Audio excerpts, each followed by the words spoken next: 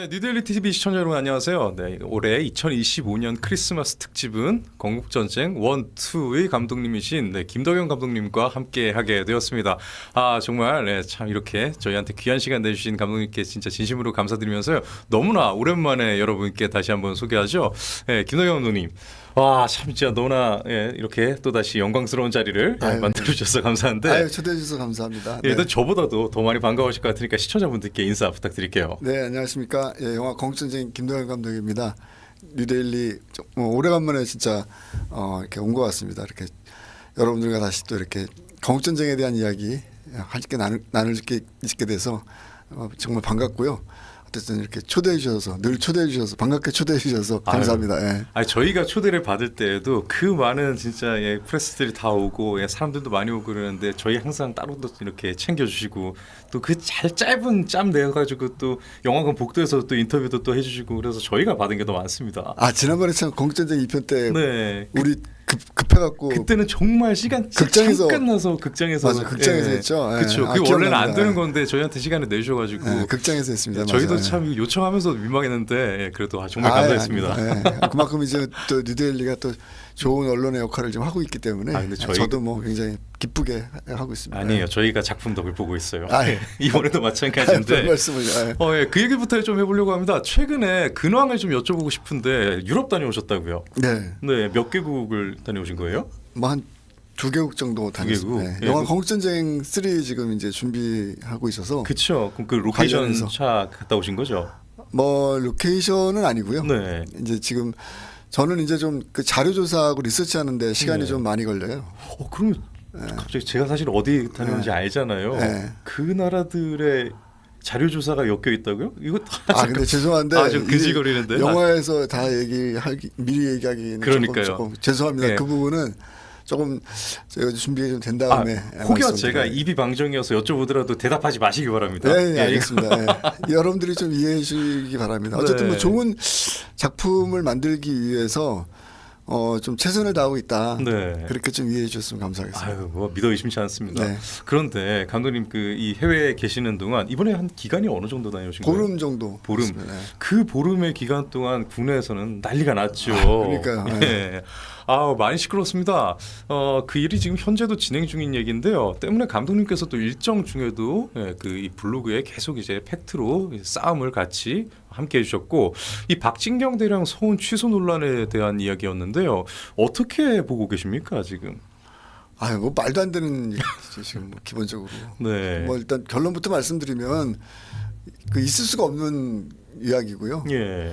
근데 이제 저는 영화 건국전쟁 2를 만들면서 좀 이제 차분하게 하나하나씩 복귀를 좀 하자면은 이게 올해 9월달에 9월 10일날 이제 개봉을 하지 않았습니까? 근데 그때 개봉할 때 이제 한 달 전서부터 저희가 이제 홍보를 본격적으로 시작을 했는데 저희가 포스터를 만들었어요.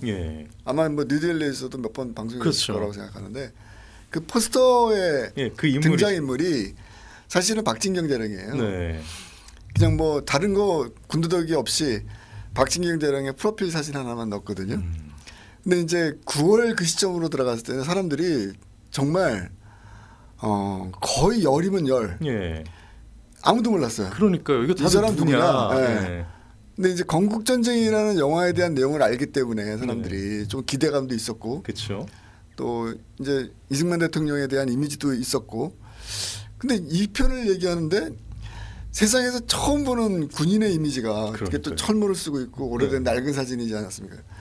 그래서 저한테 이거 공개하니까 누구냐 도대체 이 사람. 그래서 이 존재를 이 박진경 대령의 존재 아는 사람이 정말 한 사람도 없었어요. 대한민국 땅에. 근데 이제 그때 제가 이제 좀 설명을 했죠. 좀 지나면 여러분들이 이분이 누구인지 곧 알게 될 것이다. 그 예상이 이제 맞아 적중한 거죠. 근데 원래 포스터라는 게 이 마케팅적 요소가 상당히 강하잖아요. 그런데 인지도가 그렇게 아예 없는 인물을 한다는 거 내부에서 반대도 심했을 것 같은데요. 좀 걱정도 있었죠. 너무 모르는 사람이니까. 근데 이제 건국전쟁 1편이 아시는 것처럼 117만 명이나 되는 어쨌든 흥행에 성공을 했기 때문에 대중적인 관심도는 있을 것이다. 그렇다면은 대중들에게 관객들에게 정확히 말씀드린다면은 관객들에게 좀 더 의미 있는 뭔가를 좀 전달을 해야 되겠다라는 그런 생각들이 있었고 첫 번째는. 예. 그다음에 두 번째는 박진경 대령은 저희가 한 2년 정도, 2년 3년 정도 네. 리서치를 했어요. 제주 사상 관련해 갖고. 예. 이 사람은 죄가 없는 사람이에요. 네.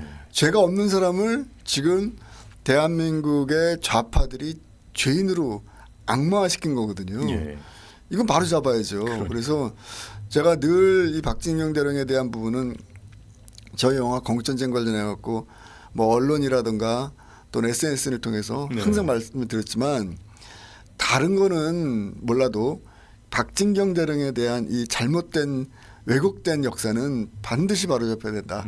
대한민국 국민들의 자존심을 걸고 이거는 네. 바로잡아야 된다라고 주장을 했는데 네. 어떻게 보면 이제 그것이 좀 주요하게 이제는 좀 먹히고 있는 것이 아닌가 맞습니다. 그런 생각이 듭니다. 아니 근데 궁금한 게 이번에 그 일정 중에 그러니까 해외 유럽에 계실 때 이 블로그로 이 팩트를 이렇게 같이 수정을 이제 교정을 하면서 여기에 대해서 이건 틀린 얘기다라고 같이 이제 이 팩트 싸움을 해주셨잖아요.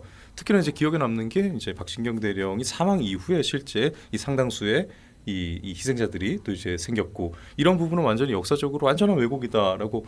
그런데 국내에 계셨으면은 이 편을 제작하실 때 데이터들이 많았을 테니까 그렇게 자세하게 수치적으로 이렇게 적는 거 이해가 돼요. 일정 중이셨잖아요. 해외에 계셨고. 해외에 있었죠. 아니 그럼 거의 다 외우고 계신 거예요 지금? 아니 뭐 예. 기본적인 거는 워낙 중요한 데이터이기 때문에 예. 아니 근데 너무 이 세밀한 예. 데이터들이 올라와 있더라고요. 뭐 머릿속에 있는 것도 있고 예. 그다음에 이제 기본적으로 제 노트북 속에 있는 것도 있고 그래서 이제 12월 며칠이더라. 제가 갑자기 날짜가 죄송합니다. 12월 네. 10일이었던가요? 하여튼 네. 첫 번째 순서가 어떻게 되냐면 예. 갑자기 이제 중앙일보에서 네. 그 단독 보도를 했어요. 네. 박진경 대령이 국가유공자로 그렇죠. 이제 인정을 받았다. 예. 승인됐다고. 예. 이제 물론 이제 저희들이 좀 뭐 제보도 하고 정보도 제공했지만 어쨌든 중앙일보가 단독 보도하면서 정말 수건 사업이 하나 해결되는 그런 느낌이 있었어요, 사실은. 아, 드디어 박진경 대령의 명예가 이렇게 복원이 되는구나. 예. 왜냐하면 사실 그렇게 하는 게 옳거든요. 그렇죠. 근데 그러고 나서 며칠 안 있었고 굉장히 어떻게 보면 이제 저희 건국전쟁 서포터즈들도 있고 그런데 네. 제가 이제 그 톡방에다가 막 드디어 이제 우리가 간절하게 바라던 박진경 대령의 명예가 지금 회복되는 길이 열렸다. 예. 왜냐하면 국가가 나서갖고 그러니까요. 박진경 대령을 국가유공자로 인정하는 거 아닙니까? 네.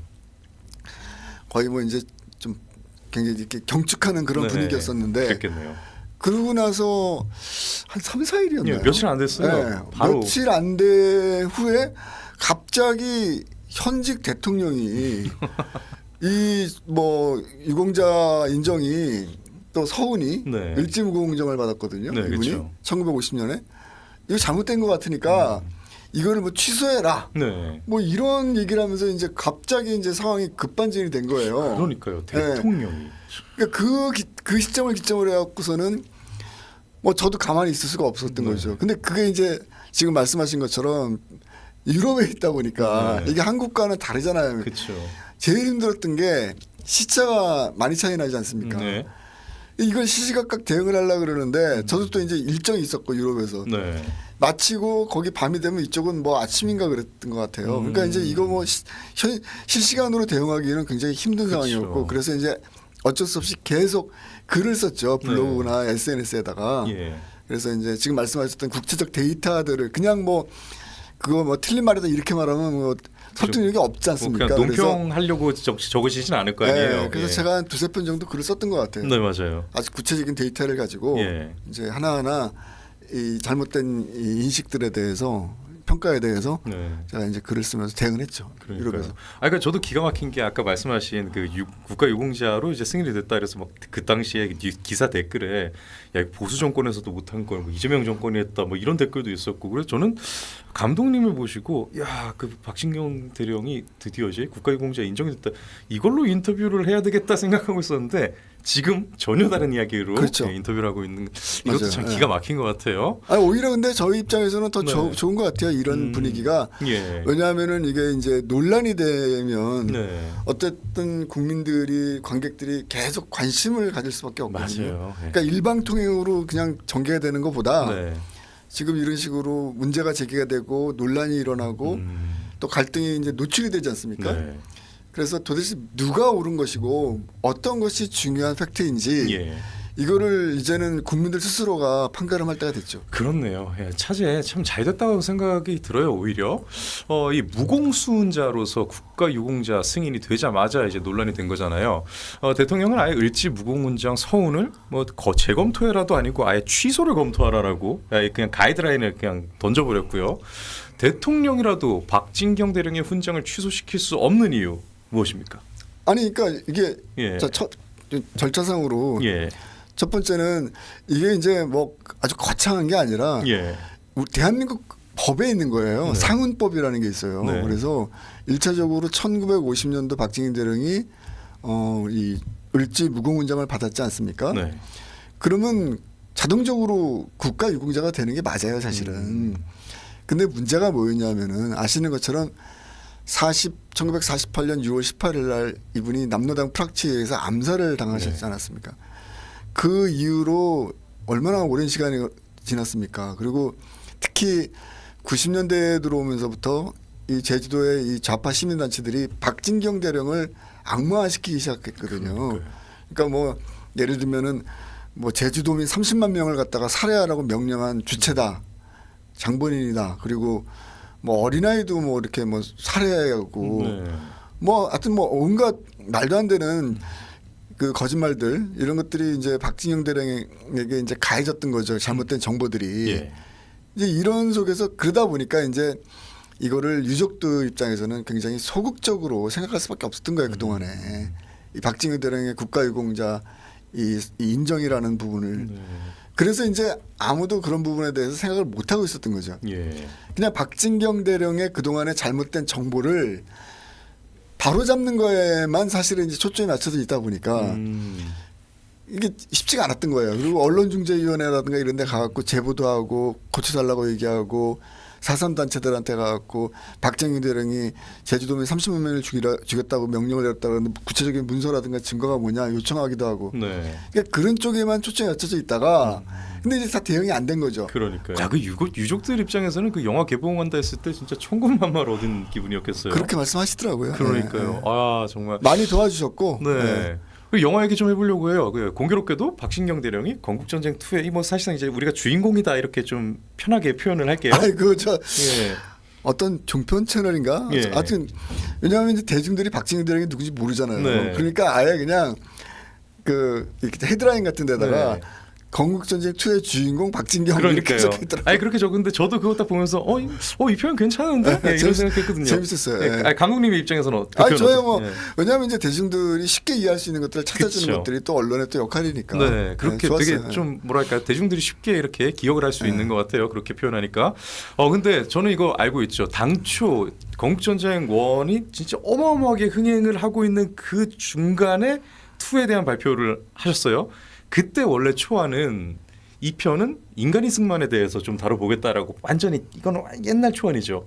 이렇게 가려고 하다가 그러다 건국전쟁 2가 결국은 건국이 저지될 뻔했던 위기 상황을 조명하면서 4.3 사건과 또 박진경 대령을 이제 주인공으로 잡기에 이릅니다. 주제 변경과 또 박진경 대령에 대한 포커스 이렇게 맞추게 된 이런 계기, 이유 좀 듣고 싶은데요. 2024년 4월 달로 제가 기억을 하는데 24년 4월. 네. 제작 발표를 좀 앞당겨서 했죠. 예. 그리고 이제 그 당시에 건국전쟁 1편에 대한 막 그 인기가 막 올라가고 대중적 관심도 있고 언론에서도 주목을 하기 때문에 네. 뭐 당연히 제 입장에서는 그 흐름에 같이 올라타갖고 네. 다음 편에 대해서 좀 홍보를 하는 게 네. 제가 무슨 뭐 돈이 많거나 무슨 뭐 영향력이 있는 사람도 아니기 때문에 그거는 저희한테는 굉장히 중요한 호재다. 네. 그래서 이제 그때 이제 건국전쟁 2번째 편에 대한 좀 제작 발표 형식으로 네. 이제 시간을 가졌죠. 행사도 가졌고. 네. 그때만 하더라도 이제 인간 이승만, 기독교인 이승만에 대한 얘기를 좀 해볼까 생각을 하고 있었어요. 그리고 예. 취재가 많이 되긴 했었어요. 이전서부터. 근데 이제 아시는 것처럼 뭐 대한민국의 정치 상황이 좀 급변을 하지 않았습니까? 여러 가지로. 그래서 제가 판단할 때는 그런 좀 표현이 적당할지 모르겠지만 좀 정치적 논쟁과 정치적 이슈, 정치적 갈등과 좀 무관하다기보다도 좀 떨어져 있는 그런 인간 이승만에 대한 얘기보다는 지금 대한민국 사회에서 대한민국 국민들이 이 정치적 갈등을 겪고 있는 상황 속에서 올바른 역사 인식을 좀 이렇게 제공하는 것이 오히려 더 우리 사회 공동체를 위해서 도움이 되겠다. 네. 이런 판단이 들었어요. 그리고 사실은 저는 이 건국전쟁이라는 이 시리즈를 오래전부터 준비를 하고 있었기 때문에 예. 뭐 이 건국 과정에 있어서 그러니까 예. 건국 과정이라는 게 결국엔 40번 해방된 이후부터 48년 8월 15일 건국이 됐고 그다음에 아시는 것처럼 뭐 대한민국 국민이랑 다 하지만 1950년 6월 25일 그렇죠. 대한민국 건국되자마자 전쟁이 일어나지 않았습니까? 네. 그러니까 제가 관심을 갖고 있는 이 역사적 시기는 대략 한 5년이거든요. 네. 요 시기에 도대체 무슨 일이 있었는지 그리고 이 시기에 어떠한 갈등들이 있었는지를 사실은 준비를 하고 있었어요. 그래서 예. 48년 제주 4.3 사건이라든가 여순 사건도 네. 제 리서치의 굉장히 중요한 항목 중에 하나였던 거죠. 그렇기 때문에 이 주제의 전환은 저한테 있어서는 그렇게 어렵진 않았어요. 어려운 건 아니었겠네요. 네, 네. 근데 당초에 건국전쟁은 1편에서 5편까지 이렇게 머릿속에 이 개념도는 잡아놨었다 했었잖아요. 그럼 그 안에도 4.3은 들어있었던 건가요? 그럼요. 그 안에서 순서의 재배치 아니면은 뭐 이제 중간에 다루려고 했던 거를 아예 그냥 당겨오는 이 정도 수준이지 없던 거를 뭐 창조하거나 이 정도의 뭐 그런 건 아니죠. 예, 예. 아니 그러니까 내용을 보시면 알겠지만 예. 그런 내용들이 그 영화 보셨겠지만 예. 그 기록 필름이라든가 예. 대한민국 땅에서 처음 공개되는 자료들이 굉장히 많잖아요. 그 기간 안에 만들 수 있는 게 아니에요. 그게 뭐 쉽게 나오는 게 아니에요. 그러니까요. 그 1949년도 강태무 표무원 그 국군 8년대인가 네. 저 춘천에 주도하고 있던 부두들 한 500명이 북으로 가지 않습니까? 네. 얼북하는 사건이라든가. 예, 그것도 이거 기록 필름을 지휘관 말만 듣고 따라갔다가 예. 그거는 완전 진짜 특종이죠. 어떻게 보면은 그러니까요. 그런 자료는 대한민국 역사에 있어서 한 번도 등장하지 않은 자료거든요. 예, 저도 처음 봤습니다. 그렇죠. 많은 사람들이 예. 그거 보면서 충격도 많이 받고 예. 그 기록 필름을 보면서 야 대한민국이 그 당시에 우리가 상상했던 거 이상으로 네. 아주 그냥 극단적인 갈등과 대립의 상황이었겠구나라는 걸 갖다가 이제 이해하는 분들이 굉장히 많았거든요. 맞습니다. 그래서 그게 쉽게 나오는 건 아니기 때문에 예. 큰 맥락에서는 자료는 준비하고 있었는데 네. 중요한 건 이제 이승만 대통령을 통해서 대한민국이 독립과 해방 그리고 건국의 기본적인 갈피를 잡았다면 예. 사실 우리는 48년서부터 시작해갖고 49년, 50년 요 시기는 말 그대로 좌우익이 정말 엄청난 충돌을 일으킨 시기거든요. 그렇죠. 물론 좌우익이 갈등을 일으킨 시기는 해방 후 직후서부터 계속 나타나긴 했는데 네. 문제는 이게 총을 들었잖아요. 예. 이 무장투쟁을 했지 않습니까? 그러니까요. 그러니까 이게 국민들이 아셔야 되는 게 전 두 가지 굉장히 중요한 포인트를 꼭 말씀드리고 싶은 게 첫 번째는 이 48년서부터 50년 6.25 전쟁까지 뭐 직전 6.25 전쟁을 뭐 따로 놓고도 상관없습니다. 어쨌든 그 시기가 어쨌든 대한민국 국민들이 총을 들고 싸웠던 시기예요. 맞네요. 피를 흘렸던 시기예요. 그냥 예. 이게 뭐 요즘처럼 뭐 말로써 정치적 논쟁을 하고 네가 옳으냐 내가 옳으냐 이런 시기가 아니었다는 예. 거예요. 말 그대로 무력에 기초한 충돌이 있었고 당연히 그 과정에서 많은 양민들이 죽고 다치고 네. 그랬던 거예요. 자, 그 포인트가 굉장히 중요했던 거라고 생각이 들고 그래서 이 영화의 건국전쟁 2편에 저는 이제 항상 건국전쟁을 이제 큰 타이틀로 놓고 부제를 달거든요. 예, 그렇죠. 그래서 건국전쟁 1편은 영어로 The Birth of Korea, 한국이 어떻게 탄생했는가 예. 이거를 이제 중심적으로 얘기했다면 건국전쟁 2편은 그렇게 탄생한 대한민국이 네. 어떻게 자유와 민주주의의 이 가치를 지켜낼 수 있었는가 네. 그리고 또 이 좌익 공산주의자들은 어떻게 대한민국의 건국을 방해하고 무력화시키려고 했는가 요 얘기가 굉장히 중요하다고 생각이 들었기 때문에 예. 부제가 프리덤 파이터예요. 그렇죠. 자유를 위해서 싸운 사람들에 대한 이야기. 예. 거기서 우리가 절대 잊지 말아야 될 게 뭐냐면은 48년 5월 10일 선거예요. 그렇네. 지금 박진경 대령에 관한 이 예전에 요즘과는 이제 기사가 많이 달라졌어요. 네. 요즘은 이제 특히 조선일보 같은 경우에는 뭐 중앙일보도 그렇지만 박진경 대령의 명예를 회복시키기 위해서 정말 엄청나게 지금 노력하고 있습니다. 사실은 그건 좀 굉장히 긍정적인 부분이라고 생각이 드는데 예. 그 이전에 많은 언론들이 박진경 대령을 그냥 제주 4.3 진상 보고서에서 나왔던 그냥 뭐라 그럽니까? 그냥 좌파들이 얘기하는 네, 아까 일방적. 말씀드렸던 학살자, 예. 학살의 원흉. 이 프레이밍 속에서 박진영을 보고 있었단 말이에요. 언론사도 딱히 취재를 더 하거나 뭐 그런 없었어요. 게 없었는데. 예. 그런데 중요한 거는 뭐냐면 왜 그런 현상들이 나타났는가? 예. 저는 그것이 1948년 5월 10일 선거를 제대로 안 봤기 때문이에요. 맞네요. 이게 굉장히 중요한 포인트예요. 예. 저는 이게 영화 공전쟁이 2에서 제가 굉장히 역정을 두고 다뤘던 부분인데 예. 아니 지난번에 그 언제입니까? 10월 올해 10월 19일인가 20일인가 제가 그때 그러니까 그날이 1948년 10월 19일 여순 반란 사건이 일어났던 시기거든요. 예. 여순 반란 지금 여순 반란 사건도 지금 뭐 특별법이 만들어진다, 예, 뭐 또 이제- 명예가 회복된다, 뭐 예. 그게 말이 됩니까? 그러니까 4.3 전부 개정안 성공시켜 놓고 그 다음 단계로 그렇죠. 넘어간 거죠, 이제. 제주 4.3도 그렇고 예. 여순 사건도 이게 연동돼 있는 거예요. 네. 제주 4.3 사건을 우리 국군이 경찰력이 막아낼 수 없기 때문에 그만큼 이 남노당 무장 자익 공산주의자들의 세력이 강했다는 얘기고 예. 이거를 진압하기 위해 진압이 안 되니까 네. 결국은 제주 14연대가 출동 명령을 받았는데 네. 제주 14연대에 있었던 남노당 반란 세력들이 부대 내에서 부대 상급 지휘관들을 갖다가 한 20여 명을 갖다가 총으로 쏴서 죽이고 반란을 일으킨 거 아닙니까? 그래서 예. 여수, 순천, 전라도 일대를 갖다가 장악을 했어요. 네. 그리고 인민위원회 선언을 했거든요. 그러니까. 자, 이건 대한민국 근본을 부정하는 어떤 사건들이었는데 네. 올해 10월 19일 날 이재명 대통령이 대한민국의 대통령이 뭐라 그랬습니까? 여순 사건 그 기념일 날 의로운 항쟁이라 그랬어요. 군인들의. 예. 아, 저는 그 굉장히 충격받았어요. 네. 이거는 잘못돼도 너무 잘못된 거거든요. 제주 4.3도 그렇지만 여순 반란 사건은 구체적인 문서로 현재 네. 명백한 반란이고 명백한 대한민국의 건국을 부정한 그 내용을 담고 있다라는 게 문서로 남아 있어요. 예를 들어서 예. 48년 10월 20일 날 이 14연대 반란 세력들이 여수를 장악한 다음에 네. 얘네들은 항상 잘하는 게 뭐냐, 잘한다기보다도 하는 게 뭐냐면은 예. 꼭 깃발을 꽂아요. 아. 왜냐하면 여기 우리 땅이다. 예. 우리는 인민위원회 여기 장악했다. 네. 그러면서 인민 재판을 열어요. 그 당시에 경찰 병력들이 뭐 정확한 숫자까지 기억 안 나요. 굉장히 많은 경찰들이 죽었어요. 군인들이. 예. 심지어는 생매장 당한 사람도 있었고. 문서로 나와요 지금. 예. 그러고 나서 여수에서 어떤 일이 있었냐. 48년 10월 20일 날 인민위원회가 개최가 되면서 예.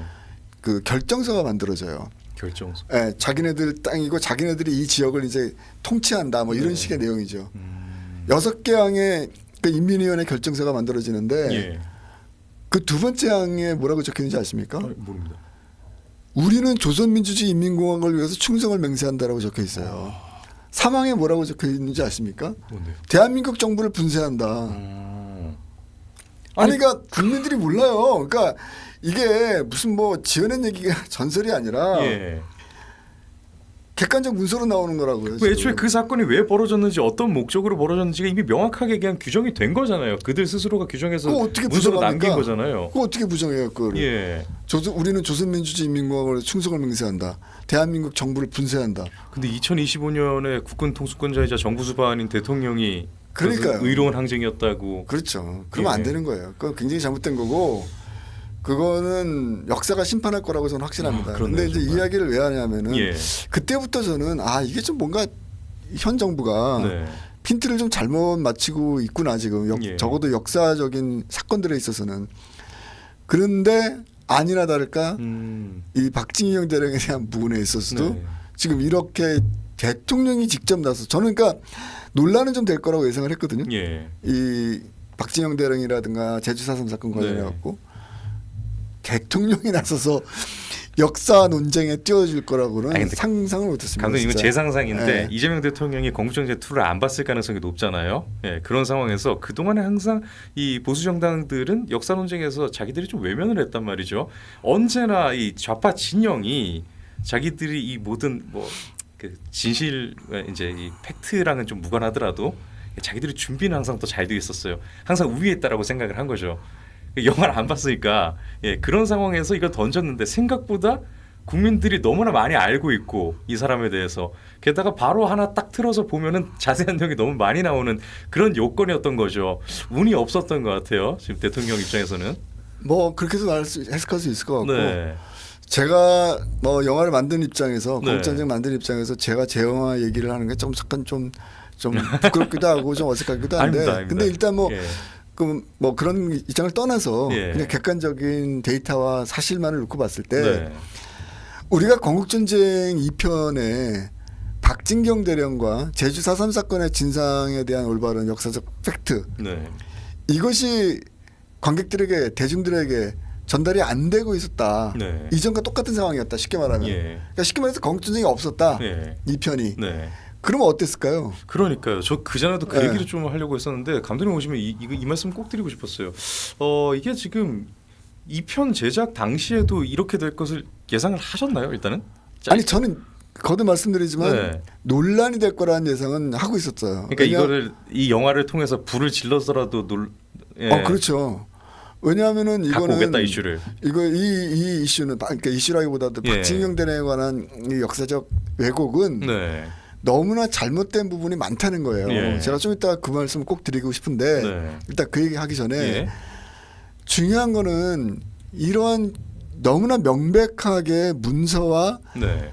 여러 가지 증거와 네. 증거물로서 이 규명되어 있는 제주 4.3 사건과 박진경 대령에 대한 부분이 존재하고 있음에도 불구하고 예.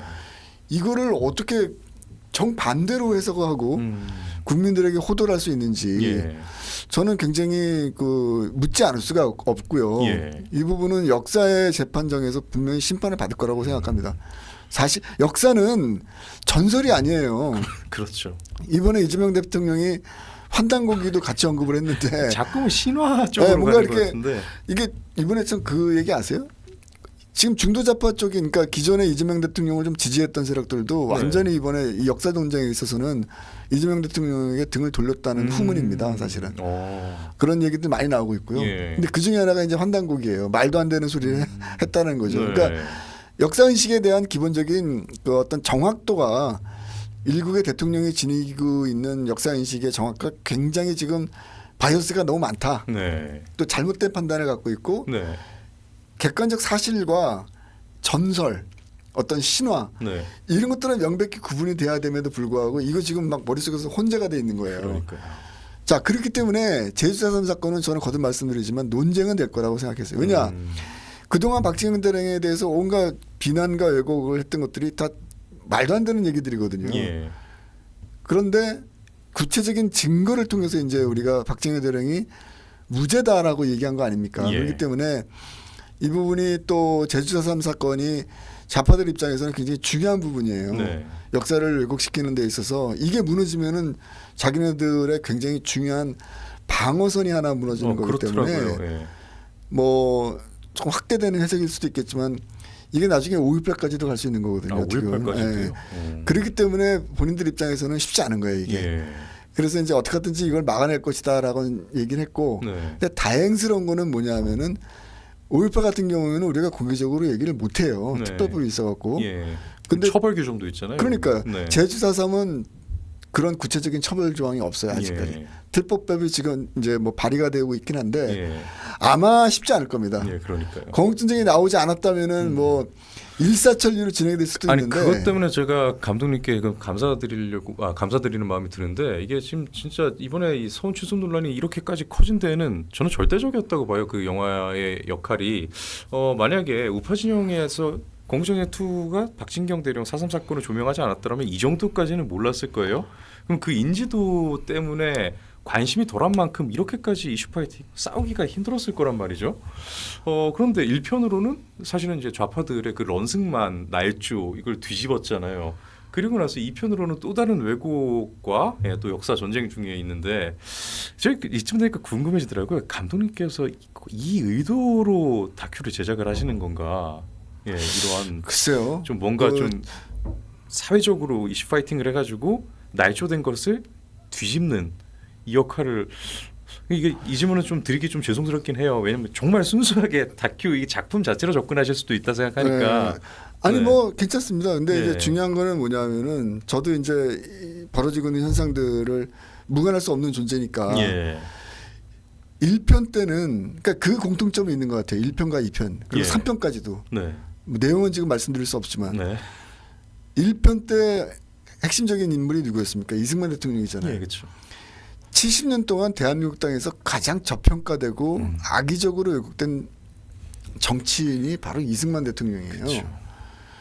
근데 객관적 사실을 보니까 아 이분 뭐 엄청난 일을 대한민국의 오늘날의 경제적 발전과 정치적 민주화를 이뤄내는데 너무나 큰 역할을 했단 말이에요. 예. 근데 그 몇몇 사소한 그 오점들이 분명히 있어요.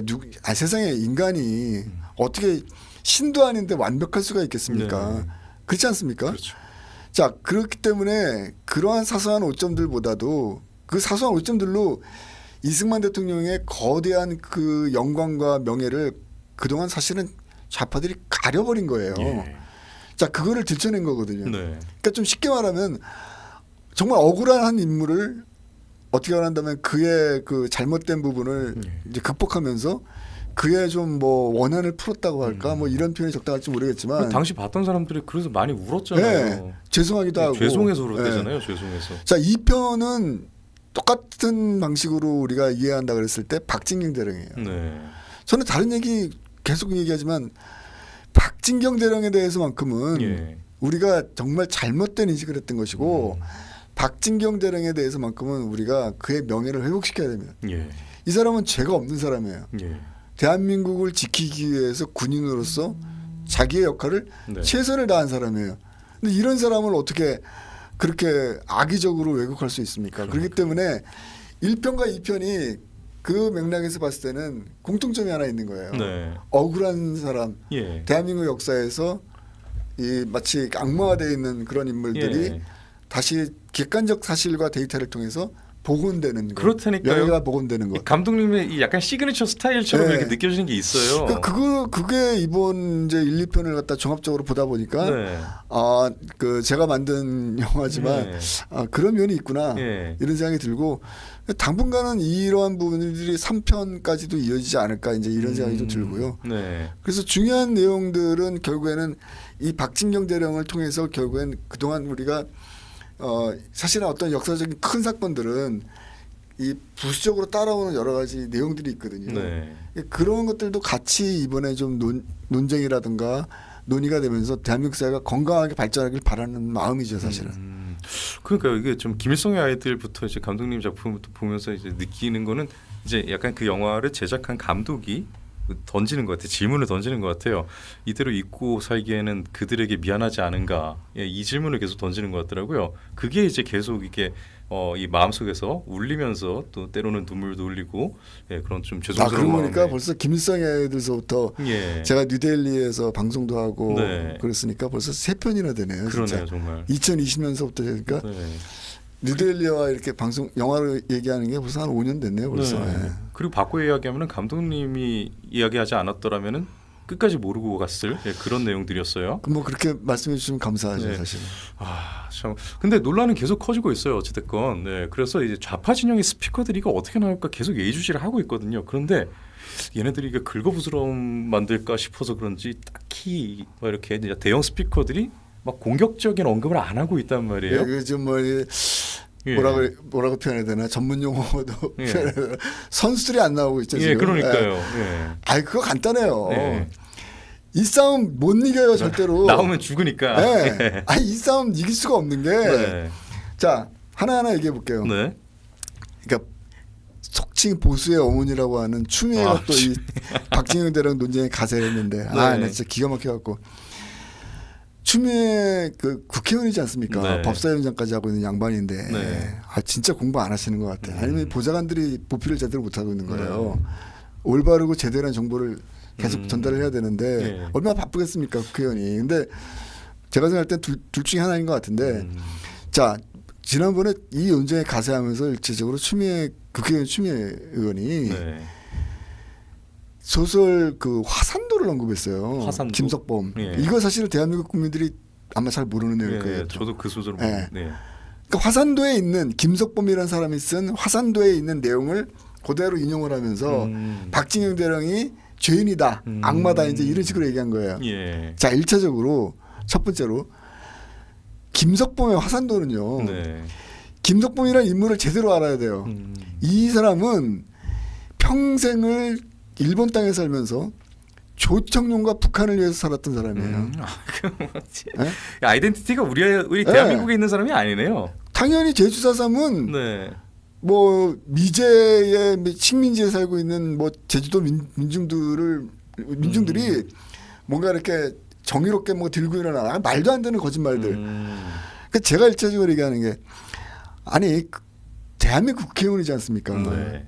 그렇다면은 아니 어떻게 조청룡과 북한을 위해서 평생을 그 사람이 조청룡 그 기관지 조선신보라는 신문이 있어요. 예. 거의 기자 출신이에요. 평생 그렇게 사는 사람이에요. 네. 이 사람을 지금 제주 4.3 단체들은 올해 네. 2025년 4월 2일 날 제주 4.3 그 기념일 전날 전야제를 아주 성대하게 개최했습니다. 얘네들이 돈이 어마어마해요 지금. 정부에서 보조금이 뭐 정확한 수치는 아니겠지만 한 5, 60억 되는 걸로 제가 알고 있거든요. 아니, 특별법이 제정이 됐으니까 당연히 그 지원이 따라가겠죠. 갔더니 그렇죠? 뭐 예. 사이즈가 어마어마해요. 뭐 뮤지컬 같은 것도 하고 예. 뭐 일본에서 공연하는 사람도 불러오고 네. 뭐 근데 행사에 김석범의 영상 메시지가 있더라고요. 큰 포스터로 해갖고 예. 김석범을 기리는 뭐 2025년 제주 4.3 뭐 77주년 행사다 뭐 이런 식으로 홍보를 맡겼더라고요. 그리고 일본에서 김석범이 영상 메시지를 보냈어요. 직접. 네. 그 내용이 뭐라고 나오는지 아십니까? 뭐라고 하는데요? 대한민국은 미제의 식민지다 아직까지. 아직까지도 그렇대요. 대한민국은 아직까지 미제의 식민지니까 미제의 식민지인 대한민국을 해방시켜야 된다. 뭐 이런 얘기하고 있는 사람이에요. 쌍팔년도나 먹힐 수 있는 얘기하고 있는 거예요 지금. 그 추미애는 이제 거기서 주워듣고 이제 그 얘기를 또. 아 그러니까 이제 뭐 그 정황은 제가 모르겠지만 예. 제가 얘기하고 싶은 거는 정체성이라는 게 있지 않습니까? 네. 대한민국 국회의원이라면 더더구나 그러니까요. 법사위원장이라면 가릴 건 좀 가려야 된다. 예. 그 다음에 두 번째 제주도 이번에 그 국가유공자 이제 인정이 되면서 제주도지사가 무슨 뭐 안내판을 만들었어요. 네, 안내비 옆에 하나 설치했더라고요. 새로 이설된 완전히 추억이. 거짓과 왜곡된 정보를 기초한. 예. 근데 거기에 핵심적인 내용이 뭐냐면 예. 거듭 말씀드리지만 박진영 대령이 제주도민 30만 명을 살해하라고 명령했다. 뭐 어린아이를 뭐 죽이라고 명령했다. 뭐 이런 내용들이에요. 예. 자 그런데 그 내용이 어떤 객관적 문서나 기록으로 나와 있는 게 아니에요. 네. 그게 어디서 나오냐면은 박진경 대령을 암살한 손선호라는 네. 손선호 하사라는 사람이 법정에서 마지막에 자기 죄를 갖다 용서해달라고 하면서 했던 말이에요. 네. 아니 범인들은 누구나 다 자기 죄가 없다고 얘기해요. 그러니까요. 아니 객관적 물증들이 다 있는데 네. 손선호가 직접 쓴 애무한 소총도 있고 개런드 소총도 있고 네. 남로당 프락치 제일 중요한 건 김달삼이 쓴 제주 4.3 그 이 남로당들의 인민유격대 투쟁 보고서에 예. 5월 10일로 기억돼 있어요. 제가 네. 남로당 인민유격대 투쟁 보고서는 지금 현재 책으로 나와 있습니다. 네. 그거는 당시에 48년도에 북한에 가서 해조해 가고 우리가 이만큼 제주도에서 잘 싸우고 있다라고 과시하려고 굉장히 디테일하게 정리된 책이에요. 그러니까요. 문서예요. 예. 뭐 날짜까지. 네. 그리고 심지어는 그 당시에 경찰을 개라고 불렀어요. 개. 그래서 뭐 내용 보면은 뭐 5월 며칠 날 네. 개 몇 명을 사살. 이게 사람입니까 이게? 그러니까 뭐 누런 게 검은 게 뭐 이렇게 칭해가면서 얘기하더라고요. 그렇죠. 예. 그 군복 색깔이 다르기 때문에 예. 군인하고 경찰하고. 그래서 결국에는 그 김달삼이 작성한 인민유격대 투쟁 보고서 5월 10일 날 네. 이름이 정확히 기록돼 있지 않습니까? 박진경 그 사령관을 저 숙청해라 죽여라. 예. 아니 당연히 명령서까지 나오고 있고. 그러니까요. 근데 이게 말이 됩니까 이게? 네. 제일 중요한 거는 뭐냐면 왜 이 갈등이 지금 계속되고 있느냐. 현재까지도 2003년도 노무현 정부 때 이 자치사람 진상 보고서가 이 인민유격대 투쟁 보고서 같은 이 정말 중요한 문서를 범죄의 기록이죠. 남로당에 이거 넣질 않았어요. 근데 사실은 그래도 그때도 그것도 문제지만 그때만 하더라도 4.3은 공산폭동이다라고 최소한 정의는 그래도 그렇게 내렸었잖아요. 98년도 김대중 대통령이 CNN과 예. 인터뷰에서 명확히 얘기하지 않습니까? 네. 제주 4.3은 공산주의자들이 이렇게 폭동이 맞다. 근데 이제는 지금 완전히 또 안에 이 특별법을 전부 개정하면서 그 안에서 또 앞부분의 내용이 사라져 버렸잖아요. 네. 저는 이것이 거듭 말씀드리지만 2003년도 제주 4.3 진상보고서 정부가 작성한 진상보고서가 이 내용을 누락시켰다는 것은 굉장히 잘못된 겁니다. 근데 그 이유가 저는 이제는 다 이해가 돼요. 역사를 왜곡시키기 위한 역사를 좌파적인 시각에서 왜곡시키고 자신들의 정치적 이데올로기를 강화하기 위한 목적에서 제주 4.3을 왜곡시킨 겁니다. 네. 제주 4.3 진상보고조사 그 기획단의 단장이 박원순이었어요. 아 박원순이? 박원순이었다니까요. 그러니까 자 생각해 보세요. 이거는 역사적 사건이지 않습니까? 예. 객관적 자료와 증거 이런 걸 통해 갖고 올바로 규명이 돼야 되는 거예요. 예. 박원순이 무슨 제주 4.3을 뭘 알아요? 그렇네요. 원래 기록에 보니까 제주 4.3 진상보고서의 이 기획단장이 제가 성함이 기억이 안 나는데 어떤 그 역사학자인가 교육학자인가 하여튼 뭐 이 저 학자였어요. 학자. 예, 좀 그쪽에 권위가 있네. 네. 네. 그런 사람이 맡아서 객관적으로 균형 있게 뭐 좌파적인 시각도 있고 우파적인 시각도 있고 같이 다뤄야 되는 거죠. 예. 근데 이거 박원순이 기획단장이었어요. 그냥 변호사일 때 아니에요? 그때는? 그럼요. 예. 근데 그 사람이 뭘 알아요 제주 4.3 사건에 왜 대해서? 맡게 된 거예요? 그러니까 제가 드리고 싶은 말씀은 정치적 책략이었다. 그 성실히 수행할 수 있을 만한 플레이어로서는 적격이었겠네요. 그러니까 자신들의 정치적 예. 거듭 말씀드리지만 목적을 빨리 완성시켜야 되는 거 네. 아닙니까? 그리고 거듭 말씀드리지만 제가 무슨 바둑을 잘 두는 사람은 아니지만 역사적인 사건들에 있어서는 이런 정부 보고서는 바둑의 포석과 같아요. 이게 그 당시에는 그 당시 그러니까 보수파들도 정치인들도 몰랐던 거예요. 제대로. 그러니까요. 역사 인식이 없는 사람들이 대다수다 보니까 네. 그냥 다 같이 사인해주고 넘어간 거예요. 한 몇십 년 그렇게 살았죠. 그렇죠. 예. 뭐 사람들이 그렇게 많이 죽었는데, 그러니까 예. 그 얘기가 나오지 않습니까? 박원순이 그 뭡니까 이제 진상 보고서 내에서 이제 국방부라든가 이런 조사위원들이 진실의 목소리를 막 얘기할 거 아닙니까? 네. 남로당 세력들이 일으킨 폭동이다. 예. 그랬을 때 그들의 입을 틀어막으면서 얘기했던 논리가 뭐냐면. 아니 당신들은 제주도에 사람을 그렇게 많이 죽여놓고 무슨 할 말이 있느냐. 그러니까 이게 세월호부터 이제 우리는 이제 머릿속에 세월호가 인식되어 있는데 이게 오래된 얘기예요. 아니 대한민국을 근본에서부터 부정하고 예. 조선민주주의인민공화국에 충성을 맹세한다라는 그런 결정서까지 내렸던 그 네. 당시에 48년도에 좌익 공산주의 세력이에요. 그러면 세상에 어느 정권이 우리 대화로 해결합시다 이렇게 얘기합니까? 네. 말도 안 되는 거예요. 그러니까요. 이 부분이 제가 거듭 말씀드리지만 그동안의 대한민국 역사에서 잘못된 부분입니다. 이 포인트를 이제는 제대로 인식을 해야 되는 거예요. 예. 제가 거듭 말씀드리지만 모든 나라들이 건국이라는 것은요. 네. 사람들의 피가 스며들 수밖에 없어요. 그렇죠. 왜냐? 자 보세요. 뭐 미국도 그렇고, 자 미국의 건국 한 예를 들어 봅시다. 미국의 건국을 사람들이 네. 그 나라를 세우는 그 과정에 있어서 독립전쟁이라고 생각한단 말이에요. 네. 독립전쟁만이 아니에요. 미국의 역사에서의 건국의 완성은 독립전쟁, 식민지에서 영국으로부터 독립하는 그 플러스 네. 남북전쟁까지 그렇죠. 들어가는 거예요. 예. 예? 우리가 잘 아는 에브라함 링컨을 네. 중심으로 했던. 자, 왜 그러냐? 독립만 이루는 거 끝나는 게 아니란 말이에요. 그 당시에 미국 땅에서 과연 미국이라는 틀이 어떻게 만들어야 되느냐고 당시에 지도자들이 대립을 한 거예요. 지역적으로도 그렇고. 네. 남쪽에서는 개인의 자유, 각 주의 자유를 중심으로 해갖고 자유가 신장돼야 된다. 고유한 각 스테이트들 주별로 이 모든 것들이 다 끌어져야 된다. 뭐 이런 얘기를 이제 중심적으로 진행했던 것이고 예. 북부에서는 야 그러면은 국가가 어딨냐. 각자 니들끼리 다 그냥 그러니까요. 고유한 자기 권한과 자유를 갖다가 이게 신장하는 쪽으로만 이게 국가가 만들어진다면 유나이티드 스테이트는 어떻게 만들어지느냐. 강력한 미국은 어떻게 만들어지느냐. 예. 결국 그 건국 당시의 지도자들의 미국의 건국 지도자들의 정치적 대립이 남북 전쟁으로 승화된 겁니다. 네. 이 노예 해방의 문제가 아니에요. 그러니까. 그것만이 아니란 얘기죠. 네. 제가 하여튼 뭐 거의 수십만 몇 명 정도가 그 당시에 죽은 걸로 제가 알고 있는데 예. 자 제가 드리고 싶은 말씀은 미국도 건국의 과정에서 피를 흘릴 수밖에 없는 겁니다. 예. 프랑스도 마찬가지잖아요. 프랑스 대혁명 때 어떤 일이 수많은 사람들이 죽었어요. 네, 그렇죠. 어떤 가치가 과연 프랑스라는 나라를 만들어 근대 시민 국가로서의 이 건국에 어떠한 것이 적합하냐 놓고 대립하고 싸운 거 아니에요. 네. 결국은 대한민국 똑같다는 겁니다. 건국이라는 것은 그냥 뭐 도장 찍고 그냥 우리 타협하고 이렇게 되는 게 아니에요. 예. 극단적인 정치 세력이 충돌할 수밖에 없는 것이고 네.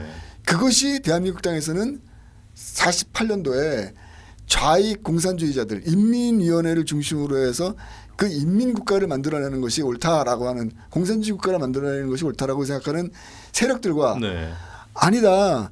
자유와 민주주의에 기초한 그런 서구 문명사회에 우리가 편입되는 것이 옳다라고 하는 이 양세력이 충돌을 일으킨 거예요. 네. 그리고 이것이 말로써 이루어지는 것이 아니라 총칼로 무장투쟁까지 이루어진 겁니다. 그래서 우리가 이겼다 생각했는데 완전히 이긴 게 아니었나 봐요. 요즘 이 그렇죠. 굴러가는 걸 보면. 그래서 그런 과정에서 저는 건국이라는 것을 예. 저는 건국전쟁이 대한민국 국민들의 대한민국 역사에 큰 기여를 했다라고 꼭 말씀했다라는 걸 만약에 얘기한다면은 네. 건국의 개념이 그냥 단지 그냥 몇몇 사람들이 법 만들고 정부 만들고 끝 행정적 이게 개념이 아니라 아니다. 그렇죠. 이게 예. 아니라 극단적 대립과 투쟁 속에서 예. 자유와 민주주의 오늘날 우리가 누리고 있는 이 행복과 안락 네. 경제적 번영을 이룰 수 있는 근본적 토대를 만들어 나가는 데 있어서 핵심적인 내용들을 지키기 위한 예. 프리덤 파이트들의 싸움이었다. 이거를 건국전쟁을 밝혀낸 겁니다. 이거를 인식하지 못하면 계속해서 뭐 죄 없는 사람들을 갖다가 국가가 학살하고 뭐 죄 없는 양민들을 몇 명을 죽였다. 이 논리 속에서 빠져나올 수가 없는 거예요. 그러니까요. 제가 거듭 말하지만 남노당이 일으킨 폭동은 50선거를 무력화시키기 위한 폭동이었어요. 예. 50선거가 뭡니까? 48년도. 남한만에 이제 이 한마디로 자유민주주의 정부가 세워지는. 대한민국 정부의 기초를 만드는 거예요. 네. 요 선거를 통해서 만들어 이제 뽑힌 사람들만 유일하게 붙이는 명칭이 있지 않습니까? 예. 재헌의회라고 붙이지 않습니까? 재헌의회. 네. 법을 만들고 나라의 틀을 만들었다는 겁니다. 굉장히 중요한 거예요. 맞습니다. 200명이 원래는 뽑혀야 되는데 네. 198명이 뽑혔어요. 48년도 그렇죠. 5월 10일 선거를 통해 갖고 그 두 명의 국회의원이 못 뽑혔습니다. 그거 어딘지 아세요? 그게 이제 김달삼의 이 제주도예요. 예, 김달삼의 그 뭐랄까요 공적이라 해야 되나 이 북한에 보고하는. 결국 걔네들 예. 입장에서 선거를 무력화시킨 거예요. 그렇죠. 제주도라는 그 한정적인 틀로 봤을 때는 그로 인해서 월북해서 엄청 그 공적을 치하받아서 떵떵거리며 살았다면서요? 국기훈장도 받았고 예. 지금 북한의 뭡니까 애국열사령인가 네. 거기 보면 김달삼 묘소도 있어요. 그러니까요. 그 7월 말인가 그때 이제 월북을 했다 하죠. 김달삼은. 8월 1일로 제가 8월이에요. 네. 그 무렵에. 예, 그럼 그렇게 그때 완전히 떠나고 나서는 아예 그냥 이제 혁혁한 공을 세운 애국 렬사가 됐네요. 그리고 6.25 때 내려와갖고 네. 싸우다가 죽지 않았습니까? 아 그렇구나. 지금 얘기를 쭉 듣다 보니까 좌파 쪽 스피커가 안 나오는 게 아니라 못 나오는 것 같다는 생각이 드네요. 결국 진짜. 이 모든 역사적인 객관적 사실을 네. 우리는 문서로 갖고 있는데 그러니까요. 이게 만약에 세상에 공개된다? 네. 못 이겨요 이거는. 명백한 반란이었는데 네. 반란의 과정에서 박진영 대령이 희생된 건데 네. 이거를 어떻게 뒤집습니까? 그러니까요. 문서가 있는데 범죄의 기록들이 인민유격 투쟁 보고서로 나와 있고 네. 그것뿐만 아니라 이게 일종의 판도라의 상자가 문이 열리는 거예요. 자신들이 그동안 누려왔던 좌파 정치 이데올로기의 핵심적인 내용들 네. 자기네들은 양민들을 갖다가 보호하고 민중들을 위한 정치 세력이다라고 주장해왔던 것들이 다 허구가 되고 그러니까요. 다 거짓이 되는 순간이 돼버리는 말입니다. 예. 그리고 또 하나 중요한 것은 누가 과연 대한민국 건국에 토대를 이뤘는가. 예. 저는 맨날 얘기하지만 대한민국의 좌파 세력들은 대한민국 건국에 벽돌 한 장 얻은 게 없어요. 벽돌 한 장 얻은 게 없다고요. 예. 무슨 얘기를 할 수 있겠습니까? 그러니까요. 그 거대한 판도라 상자가 열리면은 그러니까 얘기 안 하는 거예요. 예. 아 그래서 이게 나중에 이게 많이 가면 이제 5.18까지도 연결이 될 수 있다. 네, 저는 5.18 얘기는 안 할 거고요. 예, 예. 그러니까요. 예. 아 근데 이쯤 되니까 3편의 주제와 주인공이 너무나 궁금한데 혹시 어디까지 이야기해 주실 수 있어요? 아니 뭐 아예 안 해주셔도 이해를 할 겁니다. 예. 예, 여러분들이 왜냐하면 이제 네. 이게 그래요. 이제 영화 만드는 사람 입장에서는 예. 이것도 이제 창작이지 않습니까? 네. 예술가 창작인데 이게 준비가 안 되고 제가 뭔가 이렇게 마음속에서 확신이 돼야지만 이제 뭔가 이렇게 좀 우러나오는 건데 아직은 그 정도가 아니에요. 예. 제가 이제 좀 거듭 말씀드리지만 더 공부해야 될 내용도 많고 그리고 좀 제대로 알아야 되는 역사적 사건의 진위 여부도 있고 네. 그렇기 때문에 지금은 제가 말씀을 드릴 수가 없습니다, 솔직히. 사실 이거는 그냥 뭐 기대 안 하고 던져본 거고요. 진짜 궁금했던 건 그거예요. 참 몇 퍼센트 정도 진척이 됐는지 오히려 그게 궁금하더라고요. 3편이요? 예. 아, 3편은 이제 뭐 시작했으니까. 그러니까 대략 언제쯤 볼 수 있는지 그건 좀 궁금하잖아요. 아, 글쎄요. 네. 그 뭐 제가 그걸 어떻게 또 예상을 하겠습니까? 근데 2026년도 후반부에는 공개를 하고 싶은 마음이 있어요, 사실은. 네. 근데 이제 이거는 뭐 제가 약속할 수 있는 내용이 아니기 때문에 그러네요, 저는 영화가 세상에 공개되는 시점은 네. 객관적 기록과 기록 필름이라든가 네. 문서와 이런 것들이 충실하게 짜여져서 한편의 충족이 완벽한 되었을 때. 네, 영화가 만들어졌을 때 예. 세상에 내놔야 된다라는 신념을 갖고 있기 때문에 그럼 이번 그 유럽 이 일정은 좀 꽤 성과가 괜찮았나요? 아직은 멀었습니다. 아직은 갈 길이 멀구나 이런 생각 좀 많이 들었고. 네. 근데 어쨌든 방향은 좀 잡아나가고 있다. 그리고 가장 중요한 건 뭐 그 정도 말씀은 드릴 수 있을 것 같아요. 어쨌든 네. 제가 건국전쟁 1편과 2편을 통해서 그래도 조금이나마 대한민국 역사의 진실성을 회복하기 위해서 네. 노력을 해왔고 네. 그것이 뭐 1편에서는 이승만 대통령의 올바른 진실을 세상에 알리면서 그렇죠. 그동안 잘못되었던 좌파들의 뭐 런승만이니 네. 뭐 이런 여러 가지 잘못된 정보들 왜곡된 역사들이 바로 잡힐 수 있는 계기가 됐고 네. 제일 행복한 순간은 뭐냐면은 건국전쟁이 1편이 나오기 전 건국전쟁이 2024년도 2월 달에 개봉이 됐는데 네. 2024년 2월 전까지는 그러니까 건국전쟁 비포 애프터를 놓고 봤을 때 예. 사람들이 이승만 대통령에 대해서 얘기를 못했어요. 맞아요. 보수파적인 그러니까 예. 이승만 대통령을 마음속으로 존경하는 사람들도 네. 공식적인 자리나 사적인 자리나 네. 어떤 무슨 뭐 동창회가 됐던 모든 모임이 됐던 얘기를 꺼낼 수가 없을 정도였어요. 네. 어찌됐든 그건 독재자고 나쁜 사람인 건 맞다라고 깔고 가고 네, 너무나 예. 거대한 왜곡들이 있었고 맞아요. 그게 아주 그냥 강력하게 대한민국 사회를 이데올로기처럼 짓누르고 있었기 네. 때문에 얘기를 꺼낼 수가 없었던 거예요. 그런데 다행스러운 거는 건국전쟁 1편으로 이승만 대통령의 진실성이 회복이 되면서 네. 이제는 막 당당하게 얘기하잖아요. 네. 사람들이. 그리고 심지어는 나의 그 어떤 롤모델 네. 내 인생에 우리 청소년들 뭐 대학생들 어떤 롤모델을 찾잖아요. 나의 롤모델은 이승만이다. 네. 이거를 공개적으로 얘기하는 사람들이 그러니까요. 한둘이 아니에요. 그리고 예. 저는 지금 대한민국 땅에서 2030 청년 세대들이 굉장히 역사적으로 자각하면서 정치적으로 자각하면서 지금 부상을 하고 있지 않습니까? 네. 굉장히 중요한 세력으로 예. 그 진실을 지키는 세력으로 부상하는데도 네. 저는 건국전쟁이 굉장히 큰 기여를 했다. 네. 저는 자부하고 있고요. 지금 10대 20대들 같은 경우에는 그 이승만 대통령 존경한다고 그냥 자신 있게 드러내놓고 얘기하거든요. 그러니까 그들과 인터뷰를 해보면은 예. 자신들의 생각이 바뀌는데 건국전쟁이 굉장히 큰 기여를 했다. 맞습니다. 그 영향을 받았다. 예. 이 얘기를 많이 합니다. 그리고 거기다가 이제 이번에 더해서 자유와 민주주의의 가치를 올바로 인식하는 바로 좌익과 공산주의의 본질이 무엇인지를 제대로 인식하는데 건국전쟁 2편이 네. 굉장히 큰 기여를 했다라고 얘기하는 그런 젊은이들이 굉장히 많아요. 아니 대놓고 이승만 대통령 이야기를 듣겠다고 사람들이 극장으로 다들 달려나갔던 그 시기였잖아요. 그 진짜 그 1년여간이 그랬으니까 정말 어마어마한 변화였죠. 그러니까 이제 뭐 한 가지만 좀 아쉬운 걸 말씀 관련해서 아쉬운 예. 건국전쟁 1편이 저는 사실은 숫자에는 그렇게 큰 관심이 없는 사람이에요, 솔직히. 이게 뭐 얼마가 들고 근데 어쨌든 뭐 객관적 사실이니까 예. 1편 때 117만 3천 명이 봤어요. 네. 어마어마한 숫자지 않습니까? 그러니까요. 근데 지금 건국전쟁 2편은 8만 2천 명인가 봤어요. 왜 이렇게 큰 차이가 날까? 저는 저널리스트 입장에서 이것도 굉장히 중요한 저한테는 큰 호기심이자 관심거리예요. 예. 물론 1편 때는 이제 보수파 정권이었고 예. 2편 때는 좌파 정권이 들어섰기 때문에 그게 또 굉장히 영향을 미치거든요. 그럼요. 분명히 있죠. 구조적으로. 예. 근데 이제 그것만이 전부가 아니에요. 네. 솔직히 제가 봤을 때는 건국전쟁 2편에 대해서 얘기들을 안 해요. 보수파의 뭐 인플루언서라든가 이런 네. 논객들이. 저는 왜 안 하는지 모르겠어요.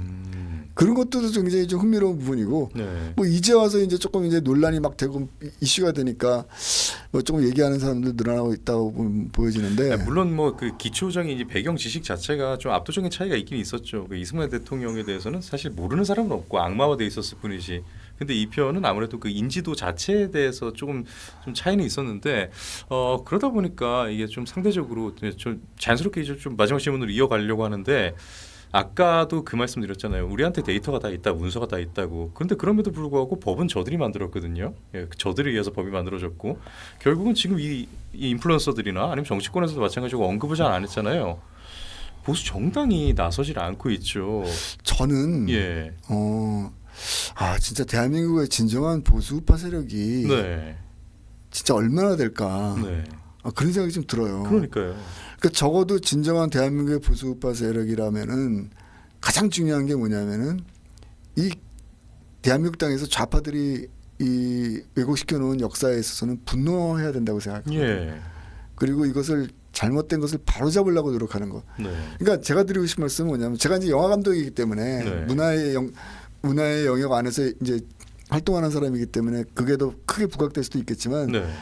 저는 대중문화가 정말 중요하다고 생각해요. 예. 이 얘기만 꼭 하고 싶은데 네. 좌파들이 제주 4.3 사건 네. 이런 여순 사건 있지 않습니까? 이거가 하루 이틀 만에 완성된 게 아니에요. 이 왜곡이. 예. 제가 질문 하나 드려볼게요. 혹시 여명의 눈동자라는 드라마 아세요? 최재성 씨 나왔던 저 최시라. 정말 좋아했습니다. 그렇죠. 예, 저 어마어마하게 좋아했어요. 자, 그다음에 두 번째로 태백산맥이라는 소설 아시죠? 조정래. 네. 예. 뭐 제목은 압니다. 예. 태백산맥이 1,000만 권이 팔렸어요. 그 뭐 대하 소설 이게- 아닌가요? 예. 예. 그리고 영화로는 남부군이라는 영화가 있습니다. 남부. 안성기가 나왔던. 예. 그것도 남부분. 굉장히 그 당시에 인기를 많이 끌었습니다. 예. 자, 일단 세 영화를 제가 왜 말씀드리냐. 네. 하나는 TV 드라마예요. 예. 안방극장에서 텔레비전을 통해 사람들이 본 거예요. 네. 지금 보신 것처럼 네. 문우수 PD 말씀하신 것처럼 어마어마한 인기를 얻었어요. 그 당시에. 그러니까요. 제가 숫자가 기억이 안 나는데 하여튼 거의 뭐 40% 이상의 그 굉장히 시청률이 거예요. 높았고 예. 저도 대사를 외우고 다닐 정도였으니까 한때는 예? 그 마지막 장면 네. 그 최시라와 예. 그다음에 최재성 예. 그다음에 장아림 역할을 했죠. 배우 이름이 기억이 안 나는데 세 명이 지리산 골짜기에서 예. 대사가 그러잖아요. 어느 그 이름 없는 지리산 골짜기에서 내가 가장 사랑했던 여인과 내가 결코 미워할 수 없는 친구를 잃었다. 뭐 이런 식으로 아직도 기억하잖아요. 예, 그러네요. 자, 이 얘기 왜 하냐면은 네. 또 태백산맥도 비슷한 배경이에요. 이게 그 문화의 자, 힘이 그래요. 자, 1,000만 권이 팔렸어요. 대한민국 예. 땅에서.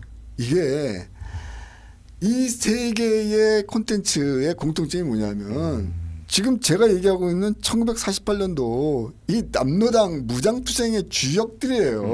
그러네요.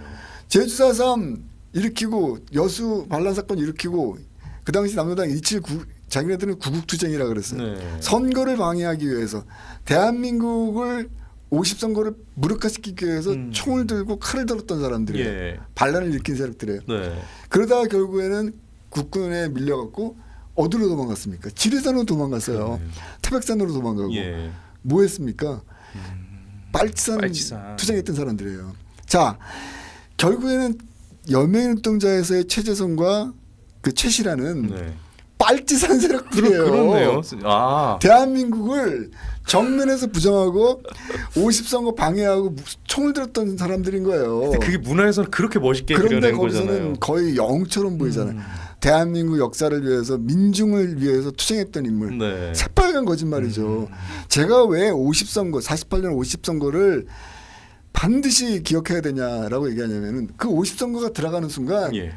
최재성과 최시라는 영웅이 아니에요. 그러니까요. 예. 대한민국을 반란을 일으킨 저 세력들이에요. 때려잡아야 될 빨갱이죠. 네. 예. 태백산맥도 마찬가지고 네. 근데 어떻게 됐습니까? 그런 소설과 영화와 드라마를 통해서 국민들이 야 저렇게 민중 해방을 위해서 싸운 투사들은 멋있는 사람이구나. 네. 그리고 아 저들을 이렇게 따라잡으려고 하는 군인들, 경찰들은 사악한 존재구나. 그러니까요. 자 이게 지금 북한 관련한 콘텐츠 나올 때 공통점이 하나 있지 않습니까? 네. 뭐 갑자기 영화 제목이 기억이 안 나는데 네. 아 공작인가? 네, 뭐 하여튼 북한에서 나온 사람들은 뭐 등치도 크고 키도 크고 잘생겼어요. 아니 근데 애초에 스타링을 현빈을 하잖아요. 네, 예. 근데 남한 경찰은 유해진. 완전히 막 뭐 못생기고 막 좀 뭐라 그래야지 지저분하고 막 그냥 이런- 아저씨예요. 예, 그냥 자, 아저씨. 국민들이 깨어나야 돼요. 네. 자 대중문화가 이렇게 무서운 겁니다. 맞아요. 이것이 결국에는 대한민국의 역사를 바꾸는 거예요 지금. 그러니까. 거짓이 참이 돼버리고 예. 참이 거짓이 돼버린 겁니다. 예. 건국전쟁은 바로 이 지점을 얘기하고 있는 거기 때문에 이게 굉장히 중요한 겁니다. 그런데 안타깝게도 이거를 보수파라고 주장하는 사람들이 몰라요. 예. 정치권도 그렇고 뭐 이런 뭐 유튜버들도 그렇고 인플루언서들도 그렇고 예. 제대로 건국전쟁 얘기한 사람이 누구 있습니까? 특히 그러니까요. 이 편은 이 좌익 공산주의자들에 대한 얘기이기 때문에 더없이 중요한 얘기였고 예. 제주 4.3에 대해서 누가 얘기했어요. 저 사실은 굉장한 용기를 발휘한 겁니다. 어떻게 생각하면 네. 이 영화를 만들어 나가는 데서. 예. 그러면 당연히 정말 대한민국의 미래를 생각한다면은 건국전쟁에 대해서는 막 얘기를 해줘야 되는 거예요. 네. 같이 힘을 내줘야 되는 거예요. 그러니까요. 자 결론으로 제가 드리고 싶은 말씀은 뭐냐면은 왜 82,000명밖에 안 받는가라고 얘기했을 때 아픈 부분이 무엇이냐. 이게 단순히 좌파 정권이기 때문에 관객들 동원이 이렇게 안 됐다라고 얘기하는 것이 아니라는 얘기입니다. 네. 이 이렇게 중요한 역사적 사건과 이렇게 중요한 대중문화의 콘텐츠, 역사의 네. 진실성을 알리기 위한 대중문화 용기를 내서 만든 제주 4.3 사건이라는 그동안 얘기 안 했던 제대로 얘기 안 했던 그 중요한 역사적 사건을 대중문화의 콘텐츠를 끌고 올려온 용기를 내서 한 작품인데 솔직히 말해갖고 보수파적인 생각을 갖고 있는 사람이 이거 열심히 얘기해 줘야 돼요. 그러니까요. 그것이 대한민국의 미래를 올바로 만들어낼 수 있기 때문입니다. 근데 안 하잖아요. 그러니까. 전 뭐 여기까지만 얘기하겠습니다. 아. 왜 안 하는지는 모르겠지만 결국에는 그래서 보수파 갈 길이 멀다. 아니 이번에 서훈 취소 이 논란 때도 국민의힘은 여기 대해서 미온적이에요. 예, 지금도 뭐 얘기 안 하고 있습니다. 네. 예, 그동안 얘기 안 해요. 예, 예. 아까 말씀드린 그 4.3 특별법 그 전부 개정도 사실 모든 과정에서 이 보수 정당이 무관심인지 아니면 공범이라 봐야 되는지 민주당에 그들의 손을 같이 들어줬잖아요. 그럼요. 예. 지금 여러 가지 이제 우리가 이 흐름 속에서 네. 제주 4.3이 역사가 애초에 김대중 대통령이 1998년도에 남당이 일으킨 공산주의자들이 이렇게 폭동이 맞다라는 부분이 그렇죠. 사라져버리고 네. 그냥 군경에 의해서 양민들이 학살된 역사 이것으로만 지금 이제 정리가 돼버렸지 않습니까? 예. 그 결정적 역할에 보수파 정당 정치인들 이 사람들의 이 역할이라 그래야 되나? 네. 책임이란 단어가 적당하겠네. 그건 무시할 수 없어요. 그러니까요. 제가 하나만 말씀드릴게요. 한두 가지가 아닌데 특별법 때 당시에 보수파 정당 새누리당이었나? 하여튼 뭐 제가 뭐 죄송합니다. 정당 이름은 정확히 기억. 그 무렵이었겠네요. 예. 그때 투표했어요. 예. 이 특별법 만드는데 미래통합당인가? 미래통합당이 같은 말 예. 제가 그건 좀 찾아보십시오. 제가 갑자기 기억 안 그랬던 나는데 건데. 그리고 또 하나 중요한 사건이 있습니다. 이렇게 쭉 흐름을 우리가 연대기선으로 흐름을 봐야지만 올바로 인식할 수 있는데 예. 2000년도에 김대중 대통령에 의해서 특별법 제주 4.3 특별법 만들어지고 처음으로 네. 그때는 어쨌든 이 공산주의자들의 폭동이 맞는데 네. 무고한 양민들도 많이 희생됐으니까 이들의 명예를 좀 이렇게 회복해야 된다 이런 취지였어요. 네. 2000년도에 네. 자 그렇게 시작돼갖고 3년 후에 노무현 정부 때 제주 4.3 진상 보고서가 만들어져요. 근데 아까 말씀드린 것들은 기획단장이 박원순이에요. 완전히 좌파적인 시각으로 역사의 진실성을 담아내는 자료들을 다 빼버린 거예요. 이게 무서운 게 이게 정부 보고서잖아요. 네. 이게 대학교 도서관 학계 언론사 다 뿌려지는 거예요. 네. 그럼 이게 스탠다드가 되는 겁니다. 그러네요. 잘못된 역사가. 예. 그리고 이거에 기초해 갖고서는 문재인 정부 때 보상법이 만들어집니다. 예. 그래서 제가 기억하기로 9,700만 원인가? 그 보상이 이루어지는 거예요. 네. 자 이런 흐름들이에요. 하나가 더 있어요. 그게 뭐냐면은 저는 이것도 굉장히 중요한 결정적 사건이라고 생각하는데 네. 그 이전까지는 제주 4.3 사건이 말 그대로 로컬리안, 그러니까 지역에서 벌어지는 사건이에요. 네. 자, 근데 이게 갑자기 이 격이 네. 그걸 뭐라 그럽니까? 추모라 그러나? 예. 그러니까 추념일. 네. 공식적인 단어로 국가 추념일로 격상이 됩니다. 그러니까 이전까지는 말 그대로 이제 제주도라는 지역적 그 한계 내에서 벌어지는 예. 기념일 예. 이렇게 돼 있다가 이게 국가가 공식적으로 추념하는 국가 추념일로 격상이 돼요. 자, 그러면서 거기에 의무적으로 수많은 뭐 대통령도 참가해야 되고 예. 격이 올라갔기 그러니까요. 때문에 뭐 산부인도 참가하고 네. 뭐 예산은 당연히 올라갔을 테고. 자, 이 제주 4.3이 공식적으로 대한민국 땅에서 국가 추념일로 지정된 게 언제인 줄 아십니까? 모르겠습니다. 박근혜 정부 때입니다. 야, 그러니까 다 내줬구나. 예, 예전에 그러니까 자기들이 이제 여당 역할을 하고 있었고 자기들이 이제 갑이다라고 생각했을 때 뭐 자잘한 것들은 좀 이렇게 그 뭐 정치는 어차피 뭐 대화하고 타협인데 이러면서 그냥 그런 식으로 다 내줬네요. 그러니까 자기들 뿌리를 다 갉아먹는지도 모르고. 예, 이제 뭐 이런 얘기하면 싫겠죠. 아, 싫어도 들어야죠. 뭐 어떻게 해요? 근데 자기들이 망쳐놓고. 모르겠어요. 뭐 이런 얘기 하니까 이제 예. 뭐 건국전쟁 별로 이렇게 얘기 안 하는지도 모르겠는데 아니, 그 그럼 이유까지 더 해야죠, 모르겠지만 그러면은. 근데 네. 어쨌든 중요한 거는 뭐냐면은 네. 이런 얘기 누군가가 우리 사회가 올바로 발전하기 위해서는 예. 특히 보수파 정치 세력이 네. 올바로 발전하기 위해서는 이거 알아야 됩니다. 이 객관적 사건. 맞습니다. 예.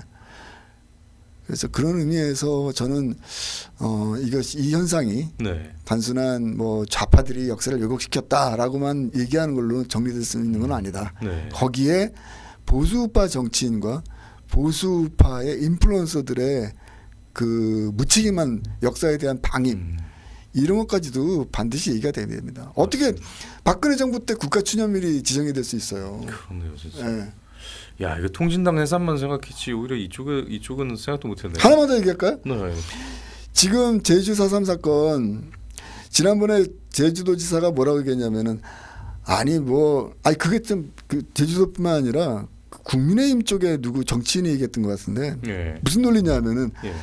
이미 역사적으로 다 정리가 된 건데 왜 건국전쟁이 이렇게 아픈 데를 쑤셔갖고 제주도민들의 마음을 상처를 갖다가 다시 또 뭐 후벼파고 있냐. 그거를 보수 정당 정치인이 그런 얘기를 네, 했다고요? 누구라고 얘기하고 싶지 않은데 와. 그거 보수 정당의 정치인들이 얘기하고 있어요. 일부지만 어쨌든 그런 간에. 사람들이 지금 보수 정당의 정치인을 하고 있으니. 네. 근데 네. 자, 제가 드리고 싶은 말씀은 뭐냐면 그러니까 네. 이들의 논리는 뭐냐면 결국 아까 2003년도 진상 보고서가 중요한 거예요. 네. 정부가 정리를 다 했다라는 겁니다. 예. 역사적으로 게임이 끝났다는 얘기예요. 쉽게 말해서. 근데 왜 자꾸 들쑤시고 다니느냐 뭐 이런 얘기예요. 참, 내 기가 막혀갖고 역사는요 고정되어 있는 어떤 사물이 아니에요. 네. 고정되어 있는 형태가 아닙니다. 네. 역사는 새로운 자료와 객관적 기록에 의해서 끊임없이 수정돼야 되는 거예요. 그러니까. 그런 측면에서 제주 4.3 사건은 우리가 계속적으로 객관적 진실을 탐구해야 될 그런 과제가 있는 겁니다. 예. 그리고 두 번째는 뭐냐면 자, 그들의 논리는 모든 게 정리가 되는데 왜 쑤시고 다니냐 이런 논리예요. 예. 기가 막힌 건 얘기 몇 가지 해드릴게요. 네. 이 국민들이 몰라요. 제주 4.3 사건 때 네. 소위 말해서 가해자가 있을 거 아닙니까? 예. 그러니까 남루당 남루당. 그 폭동을 일으킨 세력들 예. 수영인 명부라는 게 있어요. 그 당시에 수영인 명부. 네, 48년도부터 52년도까지. 네. 그러니까 검거가 된 거예요. 예. 빨치산 투쟁을 하다가 예. 그래갖고 당연히 재판받고 감옥에 갇힌 거예요. 그 수영인 명부 예. 이름까지 적혀 있는 겁니다. 그러면 범죄의 기록이잖아요. 예. 자, 그런 분들이 시간이 이렇게 지나고 제주 4.3 역사가 이렇게 엉망진창으로 말 그대로 좌파적인 시각으로 해석이 되니까 재심을 신청합니다. 아, 그러니까요. 지금 엄청난다면서요? 재심을 신청하는데 몇천 명이 재심 받고 있다고. 제가 기억하기로 제가 이제 이것도 뭐 제보를 받았는데 예. 2천여 명이 지금 네. 자기는 죄가 없다. 예.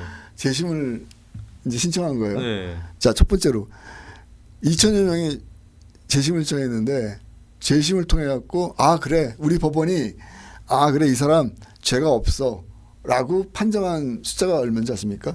어느 정도 신청자하고 동일합니다. 2천여 건인데. 100%. 지금 제가 알기로 물론 이 부분은 정확한 조사가 필요하지만 예. 제가 알기로는 지금 제보받은 바로는 거의 다네요. 거의 다. 거의 대부분 재심을 신청하면은 다 인정이 되는 거예요. 그게 재심입니까 그게? 자, 근데 문제는 뭐냐면은 예. 우리 법원이 이게 도대체 왜 분명히 당시에 48년도 50년도에 수용인 명부로 해서 네. 대전교도소 서대문교도소에 갇힌 사람들이에요. 범죄예요. 범죄 예. 형태로 인해서. 예. 근데 이런 사람들까지도 지금 죄가 없다. 라고 지금 2025년도 현재 대한민국 사법부는 판정을 하고 있는데 근거가 뭔지 아십니까? 뭔데요? 기가 막힙니다. 아니 왜 이때 수사 기록을 보는데 아니 이거 왜 이 취조를 하는데 변호사가 입회를 안 하고 있습니까? 그게 이유라고. 왜 3심제로 판단을 해야 되는데 예. 이렇게 중요한 사건인데 왜 단심제로 판단했습니까? 뭐 이러한 논리예요. 뭐 시대 상황에 대한 고려나 이런 게 또 전혀 없고. 아니 예. 나라도 건국이 안 됐던 그러니까요. 상황인데 48년도 4월 3일 뭐 이럴 때는 예.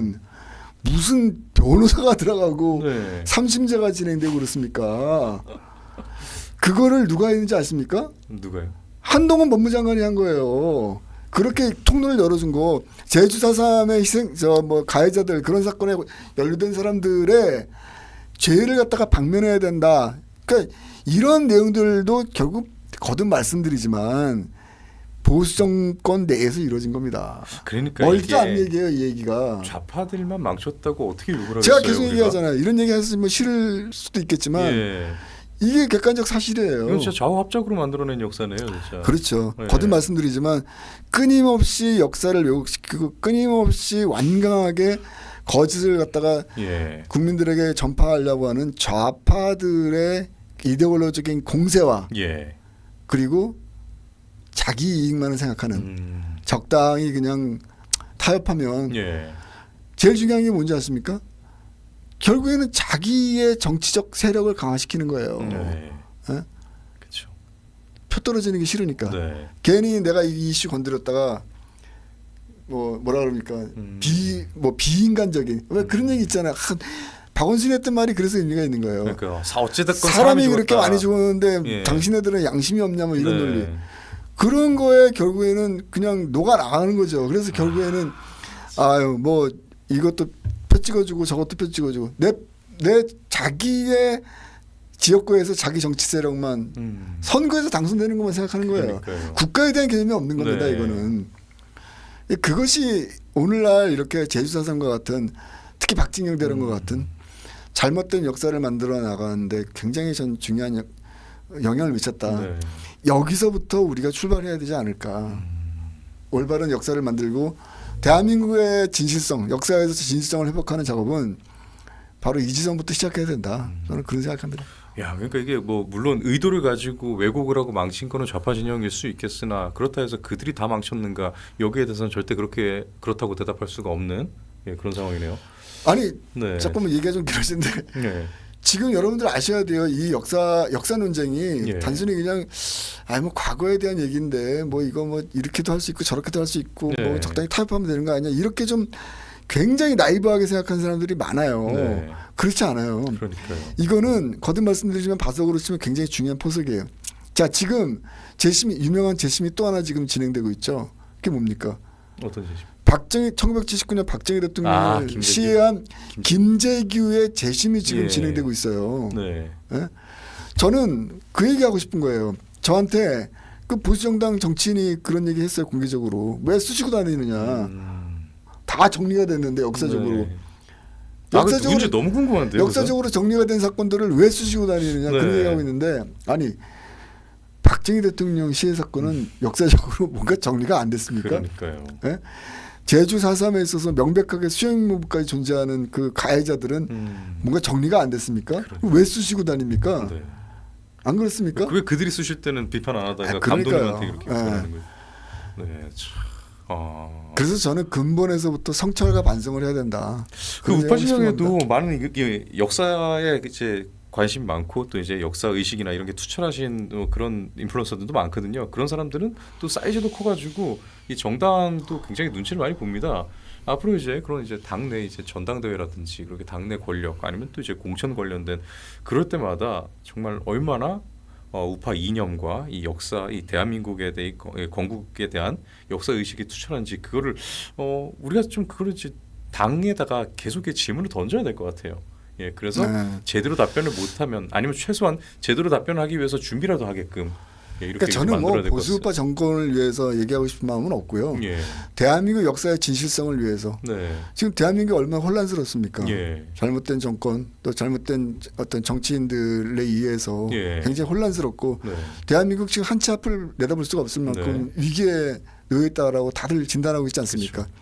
결국 이 책임을 우리 모두가 같이 져야 된다는 거예요. 그런 측면에서 저는 뭐 보수우파 정권을 위해서 이 발언을 한 것이 아니라 이런 비판을 하고 있는 것이 아니라 네, 말 그대로 대한민국의 올바른 역사, 대한민국의 미래, 대한민국 역사의 진실성을 회복하기 위해서는 이러한 고민들과 이러한 객관적 사실들을 예, 우리 스스로 제대로 인식하는 것이 전 출발점이다. 그러니까요. 이렇게 생각합니다. 그게 바로 건국전쟁의 역할이지 않을까 싶어요. 건국전쟁 네. 3편에서도 아마 그 얘기가 나올 거예요. 맞습니다.